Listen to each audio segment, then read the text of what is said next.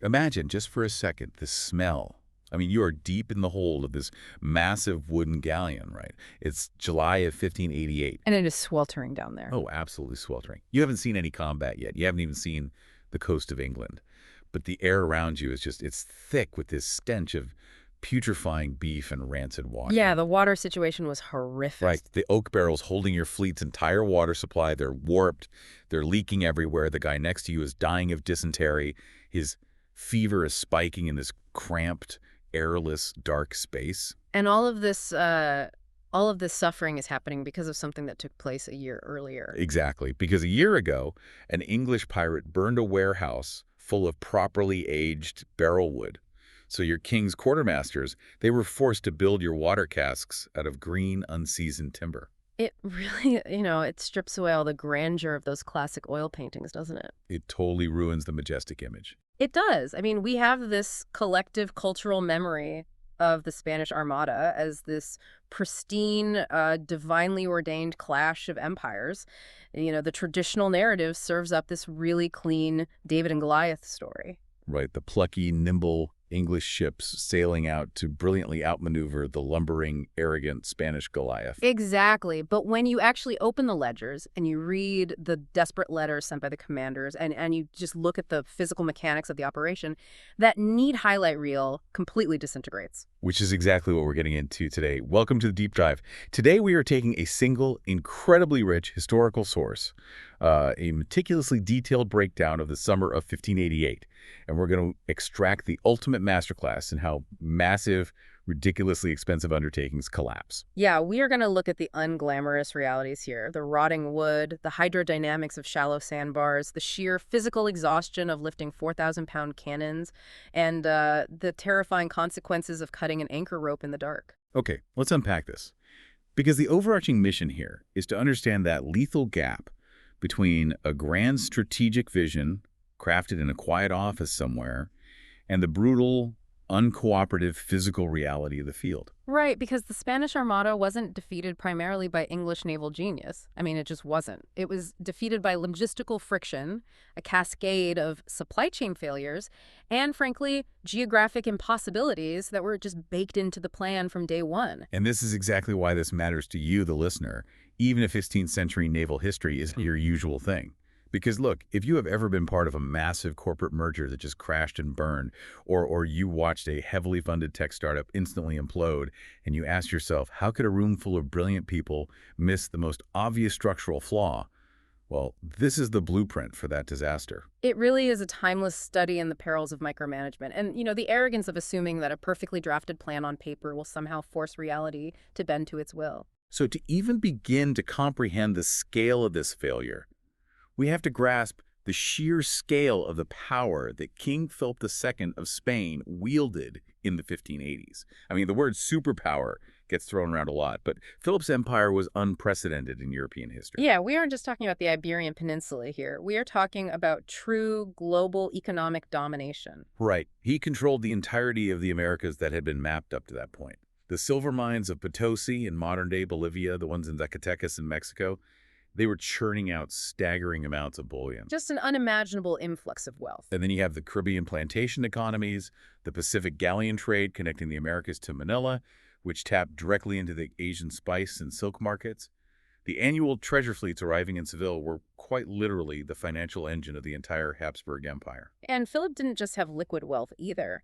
He had recently acquired a massive surge in naval and colonial infrastructure. So in 1580, following a dynastic crisis, Philip absorbs Portugal. Which is huge. It's massive. That didn't just give him the long Atlantic coastline of the Iberian Peninsula. It handed him the Portuguese deep-water fleet, their seasoned navigators, and their incredibly lucrative outposts in Africa, India, and Brazil. So the board is set with Philip having access to what seems like infinite money, the best deep-water ports, and a truly global supply chain. But as we know, wealth is just potential energy. He also possessed the kinetic energy to back it up, which was the Spanish tercios. Right, the heavy infantry. These were the formations that had absolutely dominated European battlefields for decades. Yeah, the tercios were a military innovation that combined densely packed pikemen with musketeers and arquebusiers. It was known as the pike and shot formation. And these guys were highly disciplined, battle-hardened veterans who had spent years fighting in the brutal wars of the Netherlands. They didn't break under cavalry charges. They delivered devastating volleys of fire, and they were universally feared, right? Absolutely feared by everyone. To the minds of the Spanish High Command, if they could just put the tercios onto English soil, the war would be over in a matter of weeks. But the English propaganda of the time painted Philip II as this cartoonish, bloodthirsty tyrant operating entirely on religious fanaticism. But our source paints a completely different picture. He wasn't a tyrant throwing temper tantrums. He was like the ultimate obsessive micromanager. Oh, the micromanager to end all micromanagers. And the physical space where he worked tells you everything you need to know about his methodology. Philip governed from the Escorial, which is this massive, austere monastery palace situated up in the Guadarrama Mountains near Madrid. But he didn't work in some grand throne room, right? No, not at all. He operated out of a remarkably small, Spartan study, and the architecture here is vital. His desk was positioned so that a small interior window looked directly out over the high altar of the adjoining basilica. Wow, that is the perfect architectural manifestation of his worldview.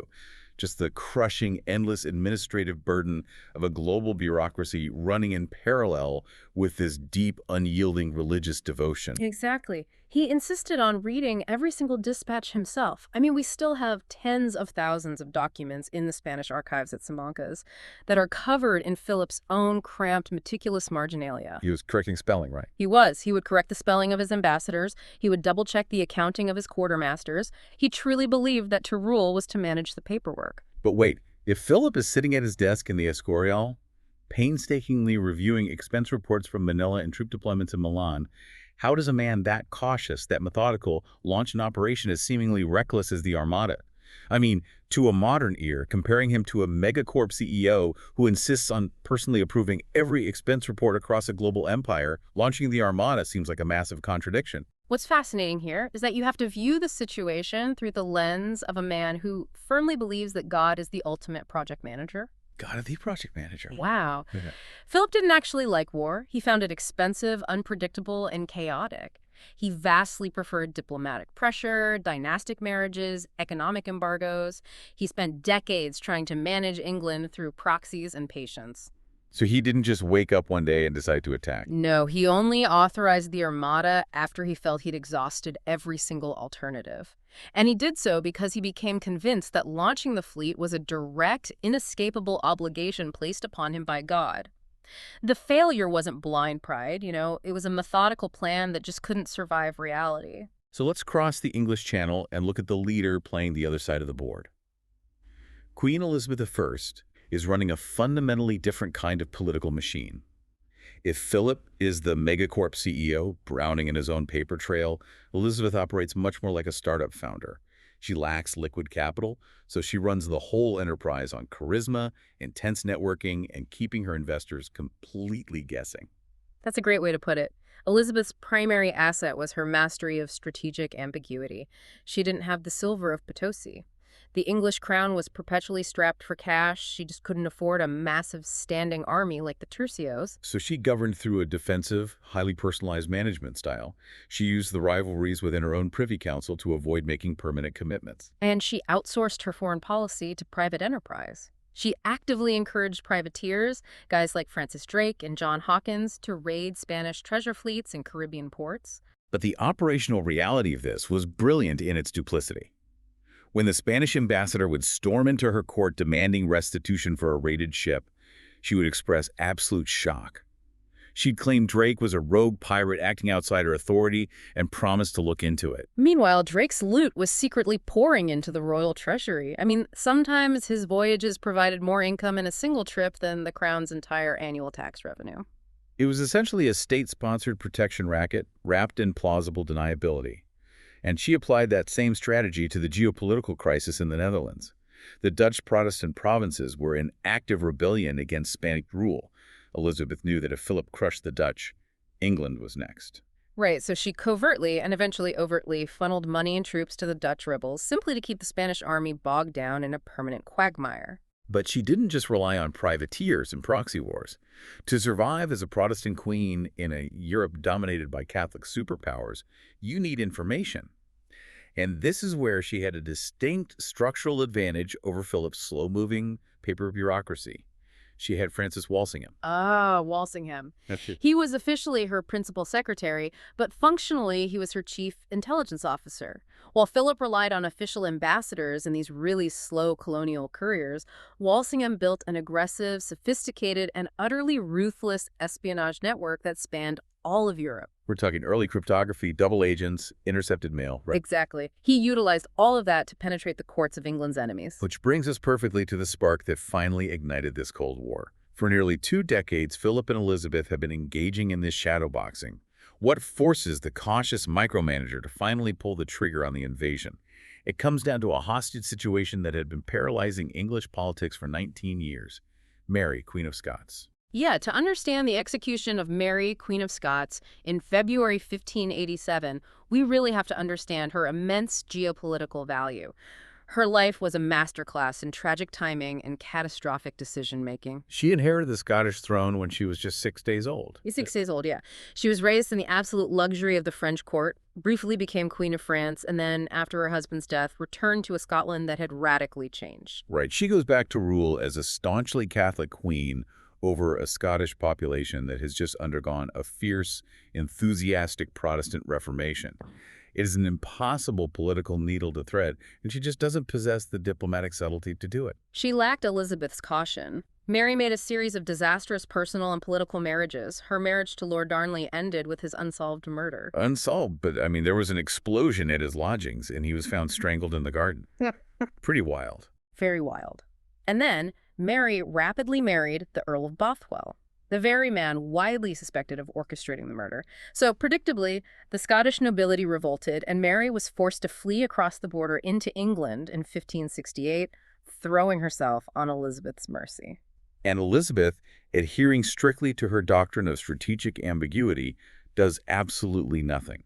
She doesn't send an army to put Mary back on the Scottish throne because that would anger the Scottish Protestants. She doesn't let Mary leave for France because Mary would raise a Catholic army and invade. And she can't officially imprison a fellow anointed monarch in the Tower of London without violating the divine right of kings. So what does she do? She just places Mary under house arrest in various drafty country estates in the north of England and literally leaves her there for 19 years. But those 19 years were a ticking time bomb for the English state, because Mary had a legitimate blood claim to the English throne. To the Catholic powers of Europe and to English Catholics at home, Mary was the rightful queen, and Elizabeth was an illegitimate heretic. Simply by existing, Mary served as the gravitational center for every assassination plot, rebellion, and foreign conspiracy aimed at toppling the English government. This is where Walsingham's intelligence network proves its worth, culminating in the Babington plot of 1586. And the mechanics of this plot are fascinating because Walsingham doesn't just stumble upon it. He actively cultivates it. So Anthony Babington, this young Catholic nobleman, devises a plot to assassinate Elizabeth and free Mary. He managed to establish a secret line of communication with Mary, who is being held under strict guard at Chartley. And they smuggled letters in and out of the manor house hidden inside the watertight bungs of beer barrels delivered by a local brewer. But here's the catch. The brewer was on Walsingham's payroll, so every single letter Babington sent to Mary and every reply she sent back was first intercepted by Walsingham's cryptographer, Thomas Philippe. Philippe was a master of the nomenclature cipher they were using, right? Yeah, he decoded the letters, copied them, resealed them, and sent them on their way. Walsingham let the plot ripen. He needed undeniable documentary evidence that Mary herself actively approved of the assassination of Elizabeth. And he gets it. Babington writes a letter outlining the plan, including the dispatch of 6 gentlemen to assassinate the Queen. Mary writes back, agreeing to the plan and offering logistical advice. Philippe decodes it, but then Walsingham takes it a step further. Philippe forges a postscript onto Mary's letter, in her exact cipher, asking Babington for the names of the 6 assassins. It was a devastatingly effective intelligence sting. The trap snapped shut. Babington and his conspirators were arrested, tortured, and brutally executed. But more importantly, Walsingham now had the hard evidence required to force Elizabeth's hand. Mary was tried, found guilty of treason, and executed at Fotheringay's castle. Even then, Elizabeth tried to maintain her deniability. All the theatrical fury. Yes. She signed the death warrant, but then threw a highly theatrical fit of rage, blaming her secretary, William Davison, for actually sending the warrant out, claiming she never intended for the axe to fall. But the geopolitical fallout was absolute. The execution of an anointed Catholic monarch by a Protestant state sent shockwaves through Europe. More importantly, it fundamentally altered King Philip's strategic calculus. I see where this is going. As long as Mary was alive, Philip didn't actually have to invade England. He could just wait. Precisely. Philip could afford to be patient. He could wait for an assassin to get lucky, or for Elizabeth to die of natural causes, knowing Mary would inherit the throne and restore Catholicism. But the swing of the executioner's axe at Fotheringhay removed that passive option. There was no longer a viable Catholic heir. If England was to be brought back into the Catholic fold, Philip had to take it by force. Yes, and if the English state was to be stopped from funding the Dutch rebels and pirating Spanish silver, brute force was the only way left. So, the micromanager retreats to his study in the Escorial and begins drafting the Enterprise of England. And on paper, it is a breathtakingly audacious blueprint. The plan relies on joining two massive forces. The Armada, a fleet of over 130 ships, will assemble in Lisbon, sail up the Atlantic coast, and enter the English Channel. But, and this is crucial, the Armada is not carrying a full invasion army of its own. No, the fleet was carrying soldiers, but mostly for naval boarding actions and establishing a beachhead.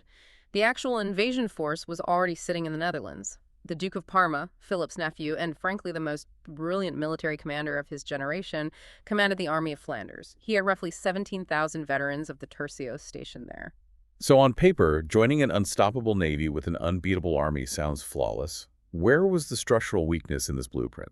Well, the lethal assumption in the Enterprise of England was that it required flawless communication and synchronization between a sea force and a land force separated by hundreds of miles using 16th century technology.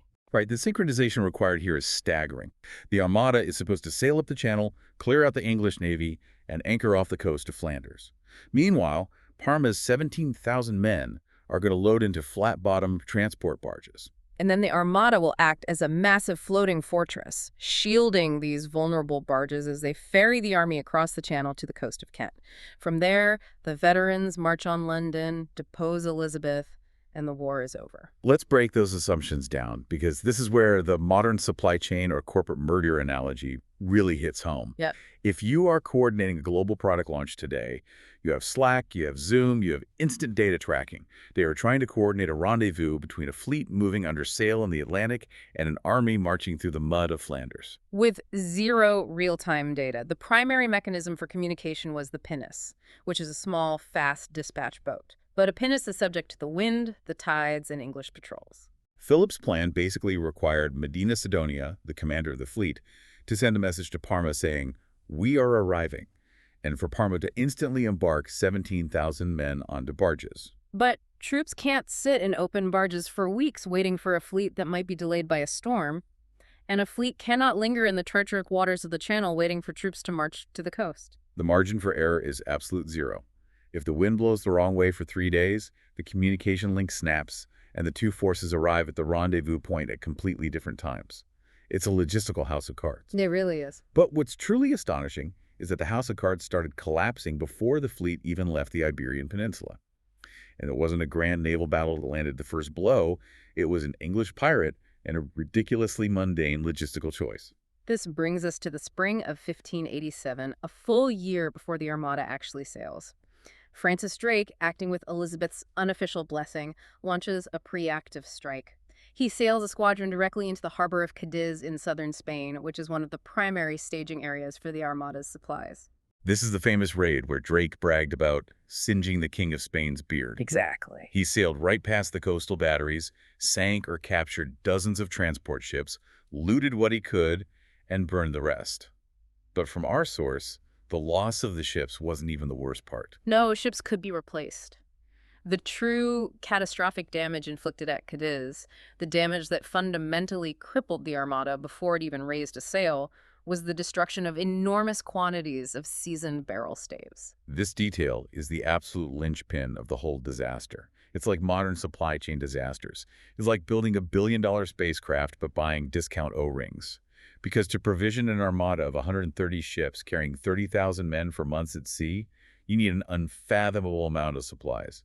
Millions of gallons of water, wine, salted beef, hardtack, pickled fish. And in the 16th century, there was only one way to store and transport those supplies. Wooden barrels. Right. And the physics of cooperage, barrel making, are precise. You cannot just chop down an oak tree and immediately build a watertight barrel. The wood contains sap and moisture. If you build a barrel out of green wood, the wood will continue to dry and shrink after the barrel is assembled. So the iron hoops go slack, the wood warps, and the gaps open up. Precisely. To make a proper barrel, the wood must be cut and then left to season, exposed to the elements, for months or even years, allowing the moisture to slowly evaporate so the wood stabilizes. And Drake burned the Spanish stockpiles of stabilized, seasoned staves. Because Philip was relentlessly pushing to launch the fleet, the Spanish quartermasters had no choice. They had to replace the burned staves immediately. They felled fresh trees and rapidly constructed thousands of barrels out of green, unseasoned wood. It is a microscopic compromise that ensures the destruction of the entire system. Because the moment those greenwood barrels were filled and loaded into the hot, humid holds of the galleons, the biology took over. The wood warped. The brine leaked out of the meat casks, allowing oxygen in, which led to immediate putrefaction. The water barrels leaked. Or worse, the unseasoned wood provided a perfect breeding ground for bacteria.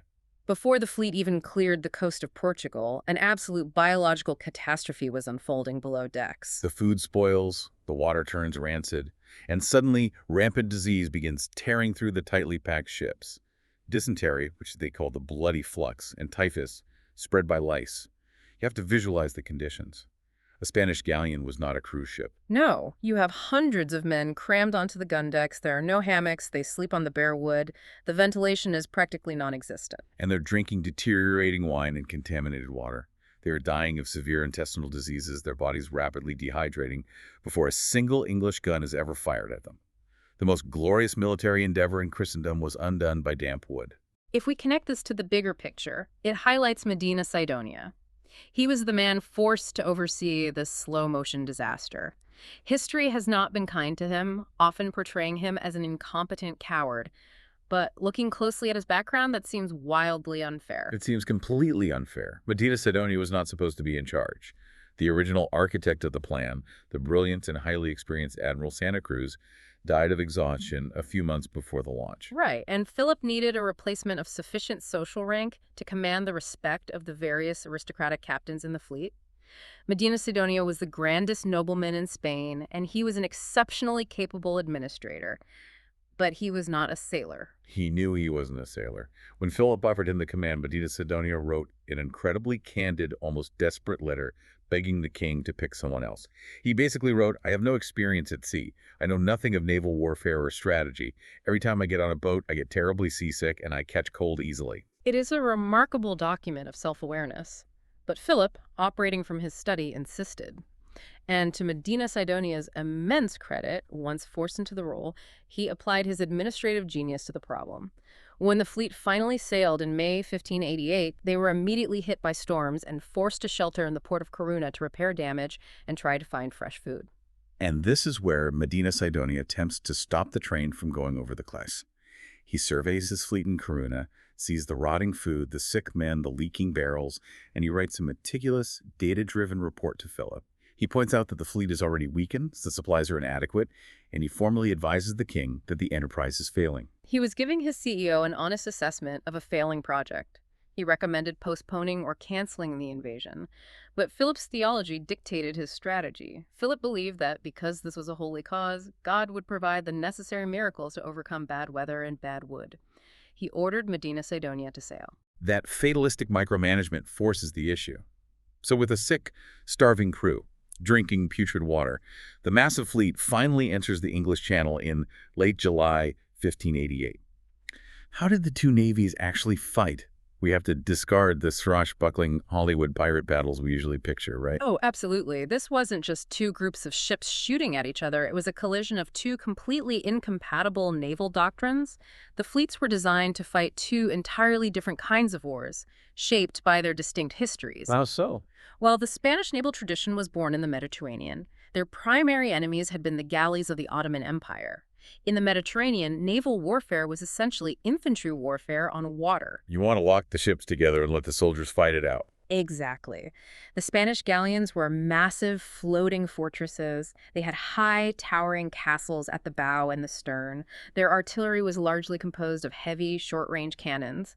Their entire tactical doctrine was designed to get as close to the enemy as possible, fire a devastating point-blank broadside to clear the opposing deck, throw grappling hooks, pull the ships together, and send their elite tercios swarming over the rails. Turn a naval engagement into a hand-to-hand infantry brawl, which makes perfect sense because they knew they possessed the best infantry in the world.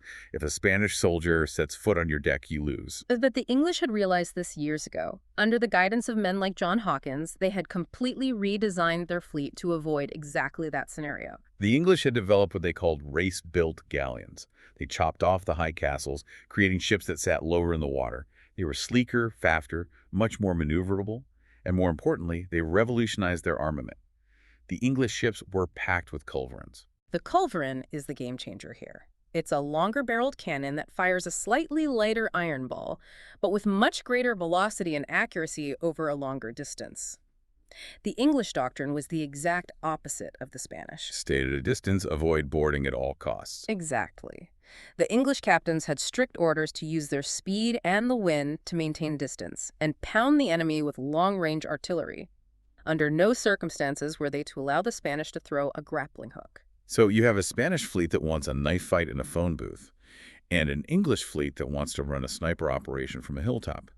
When these two opposing doctrines finally meet in the Channel, it creates a bizarre, deeply frustrating 9-day running campaign.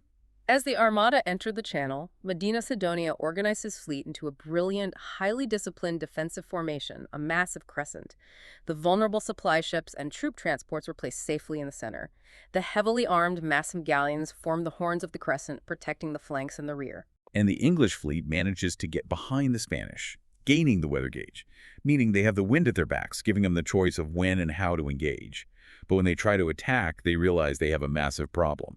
The English could flutter around the edges of the crescent, harassing the flanks, but they couldn't break the formation. Their culverins were accurate, but at long range, the kinetic energy of an 18-pound iron round shot just wasn't enough to penetrate the thick oak hulls of the Spanish galleons. The cannonballs were literally bouncing off the Spanish armor or embedding themselves harmlessly in the wood. So what does this all mean? The Spanish guns are completely ineffective because the English refused to get close enough, and the English guns are just bouncing off. It was a tactical stalemate. But the sensory experience of this stalemate is just a living nightmare. Our source details the sheer concussive reality of 16th century naval combat. We truly have to strip away the romanticism. The environment on a gun deck during an engagement was horrific. Black powder, the mixture of sulfur, charcoal, and saltpeter, it does not burn cleanly. When a cannon fires, it belches out a thick, acrid, sulfurous white and black smoke.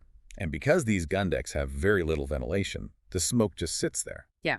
After the first few volleys, the men are trapped in absolute darkness, coughing, their eyes stinging, choking on sulfur. Then there is the noise. The acoustic trauma was profound. A single cannon firing in a confined wooden box is deafening. A 50-gun broadside produced a concussive blast that could cause internal bleeding and permanent hearing loss. Officers couldn't shout orders. Everything had to be communicated through prearranged gestures or the beat of a drum, if it could even be heard. And the physical labor is staggering. We aren't talking about pushing a button. To fire a heavy culverin, the crew has to haul a gun that can weigh up to 4,000 pounds back from the gun port using heavy ropes and tackle. Then, someone has to shove a wet sheepskin sponge down the barrel to extinguish any smoldering embers from the previous shot. Because if you don't, and you load the next powder cartridge, it blows your arms off. Exactly. Then they run down to the magazine, fetch heavy campus cartridges of powder, ram the powder home, ram the heavy iron ball home, wad it, and then physically heave this 2-ton iron beast back out the gun port on a deck that is pitching and rolling in the ocean swell. Doing that repeatedly of 4 hours requires staggering physical stamina. Which highlights a massive strategic problem for the English that the traditional narrative usually ignores. By the end of this 9-day running battle of the Channel, the English sailors are physically exhausted, but more importantly, they are running out of bullets. This is a crucial point. The English had stocked their magazines anticipating a quick, decisive, sharp engagement. They hadn't planned for a week of continuous, long-range skirmishing. Because their shots weren't sinking the Spanish ships, they just kept firing, treating it like a war of attrition. They were literally shooting themselves out of ammunition. I want to focus on this because it totally rewrites the story.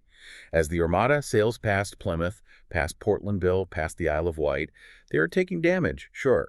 A few ships collide, a few are captured due to internal accidents, but the massive crescent formation holds. The English cannot stop them. Medina Sidonia, the guy who got seasick and begged not to go, is actually executing his part of the plan flawlessly. There's even that myth about Francis Drake playing bowls on Plymouth Hoe as the Armada approached. Probably a myth, but it captures that genuine, terrifying equanimity. The Spanish were surviving. He really is executing it flawlessly. He has navigated his fleet through hostile waters while under constant harassment by a highly skilled enemy, and he has maintained unit cohesion. He has brought the Armada exactly where Philip told him to bring it. Which brings us to August 6th, the hinge of fate. The Armada survives the English guns and drops anchor at Calais roads to meet the Duke of Parma. And here's where geography and panic intervene. He sends his urgent messengers to Parma. "We are here. We have survived the English. Bring out your barges." And this is where the fatal geographical reality is revealed. This is the unbridgeable gap. Remember earlier when we talked about the assumptions of the enterprise of England? Parma's army of 17,000 men is sitting in flat-bottom transport barges, sheltered in the shallow coastal harbors of Dunkirk and Newport along the Flemish coast. Right. And outside those harbors, blockading the shallow coastal waters, is a fleet of Dutch flyboats. These are small, highly maneuverable, shallow-drafted vessels manned by the Dutch rebels. Here's where the hydrodynamics doom the entire operation. The grand galleons of the Spanish Armada draw a massive amount of water. Their deep, V-shaped hulls, which make them stable in the deep ocean, extend 20 feet or more below the waterline. The coastal waters of Flanders are a maze of shifting, hidden sandbars. If you try to bring a 1,000-ton galleon into those coastal waters, it's going to run aground, snap its keel, and capsize. Exactly. The Armada physically cannot enter the shallow waters to clear out the Dutch flyboats. They cannot get close enough to the ports to protect Parma's barges. And if Parma's defenseless, flat-bottom barges try to come out into the deep water to reach the safety of the Armada, those Dutch flyboats will slaughter them in the shallows before they ever reach Medina Sidonia. It is a complete logistical and geographical impasse. The rendezvous is physically impossible. You have two highly competent men separated by sandbars and Dutch rebels, realizing their grand enterprise is fundamentally broken. There is absolutely nothing either of them can do to bridge the gap. We always hear about the fire ships as the brilliant English masterstroke. But based on this analysis, wasn't the operation already dead on arrival because of the Dutch flyboats? This raises an important question, and you've hit on the crucial reevaluation of the whole campaign. The fire ships certainly broke the Spanish formation, but the Dutch blockade and the Flemish sandbars had already broken the Spanish strategy. The invasion was functionally dead before the first fire ship was ever lit. But the fire ships are what turn a strategic failure into a chaotic, blind panic. So let's look at the night of August 7th. The English fleet is anchored a mile away. They're almost completely out of ammunition, so they resort to a terror weapon. They take 8 of their own older ships and they turn them into hellburners. The mechanics of a fire ship are terrifying. You take an older vessel, strip out anything valuable, and pack the hold with the most combustible materials you can find. Pitch, tar, brimstone, old dry rigging, and gunpowder. And the most diabolical part, they double load all the cannons on these ships, but they don't man them. As the fire consumes the ship and superheats the iron of the cannons, the guns spontaneously cook off and fire in random directions. They set the rigging on fire, set the sails, and use the midnight tide and the wind to send these 8 blazing infernos drifting directly into the densely packed, anchored Spanish fleet. Imagine the terrifying visual of that. Burning ships drifting in the dark, cannons randomly firing as the fire reaches the powder. The panic in the Spanish fleet is absolute. And in their panic, they make a split-second decision that seals their doom. They cut their anchor cables. We need to emphasize this seemingly minor detail of the cut anchor cables, because hauling up a massive iron anchor from the seafloor using 16th century capstans and human muscle power takes hours. They had minutes before the fire ships hit them, so they took axes and chopped through the massive hemp anchor cables. But an anchor is your emergency brake. By leaving their heavy anchors at the bottom of the sea at Calais, they surrendered their ability to hold position in a storm. They traded their future survival for immediate survival. The formation shattered. The Spanish ships scattered into the darkness. The next day, August 8th, is the Battle of Gravelines. The Spanish are disorganized. The English finally close to short range, doing real damage. The Spanish galleons are riddled with holes below the waterline. And just as the English are about to deliver the final blow, running out of gunpowder, the wind shifts. A strong gale blows up from the south, pushing the battered armada away from the Flemish shoals and drives them north into the open North Sea. The English didn't destroy the armada at Gravelines, they just pushed it out the back door. Now the real killer takes over. The strategic situation for Medina Sidonia is now hopeless. The only way back to Spain is to sail north, all the way around the northern tip of Scotland, out into the wild North Atlantic, down the west coast of Ireland, and then south to Spain. Thousands of extra miles. And remember the barrel staves. The water is gone or putrid. The men are starving. Typhus is running rampant. The ships are structurally compromised. And then they sail straight into Little Ice Age. The autumn of 1588 was one of the stormiest the North Atlantic has ever recorded. This is where the narrative shifts from a military campaign to a colossal natural catastrophe and humanitarian disaster. The Spanish navigators were highly skilled, but they were facing massive gales in unfamiliar waters with highly inaccurate charts. They are navigating by dead reckoning. They think they are safely west of Ireland, but the storms are constantly pushing them east toward the rocky Irish coast. And this is where the cut anchor cables return to exact their toll. When the exhausted sailors suddenly see the cliffs of Connacht or Donegal looming ahead, they try to deploy their emergency brakes. But their main heavy anchors are sitting in the mud at Calais. The smaller backup anchors cannot hold the massive galleons, the cables snap, and the ships are pushed onto the rocks. Here's where the story takes a deeply human turn. The wrecks on the Irish coast. Thousands drown in the freezing surf. And for the survivors on land, they face the English Lord Deputy's orders. Sir William Fitzwilliam commands a small garrison and is terrified of a rebellion, so he orders any Spanish survivor found on Irish soil to be executed immediately. But the local Irish response was highly complex. Some chieftains handed the Spanish over, but many others chose to help. We have this incredible first-hand memoir from a Spanish captain named Francisco de Cuellar. His account grounds this abstract geopolitical conflict in visceral human experience, right? Yes. He survives the wreck, washes ashore in Sligo, and spends 3 months hiding in the bogs, sleeping in ditches. He is taken in by various Irish chieftains, hidden in their castles, fed by their families, and eventually smuggled to Scotland. It highlights the complex web of local Irish hospitality, Catholic solidarity, and sheer survival. It guides you to see the Spanish not as faceless villains in an English victory tale, but as freezing, starving young men dying on an alien coast. And modern marine archaeology has vividly confirmed this tragedy. Absolutely. The wrecks of the Girona and Trinidad Valenciana, they didn't just find cannons, they found personal items. The gold salamander pendant, cameos. The gold salamander pendant lying on the cold seabed, a relic of a man who thought he was on a holy crusade, stripped of imperial grandiosity. And they also found archaeological proof regarding the cannons, right? Yes.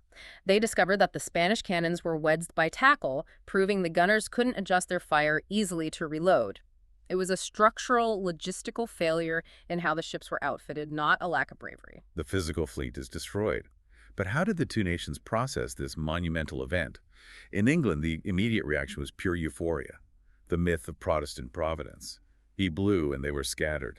Elizabeth's Tilbury speech and the glorious Armada portrait. But the dark reality of the English victory is that while they celebrated, the actual sailors who fought were abandoned. Lord Howard was begging for money as English sailors died of disease and starvation on the docks of Margate, unpaid by a fiscally conservative queen. The persistent historical disconnect between the celebration of victory and the treatment of the veterans who secure it. And how did Philip respond? With stoicism. He reportedly said, "I sent my ships to fight against men, not the winds and waves of God." He believed Spain was just unworthy at the moment, and he actually planned 2 more armadas in 1596 and 1597, which also failed due to storms. And the English tried a counter-armada in 1589, which failed miserably, proving they didn't yet have the logistics to replace Spain. The historical memory manufactured by Victorians focused on English pluck and ignored the disease, the Dutch flyboats, the unworkable rendezvous, and the weather. But 1588 was a true pivot point. What if the Armada had succeeded?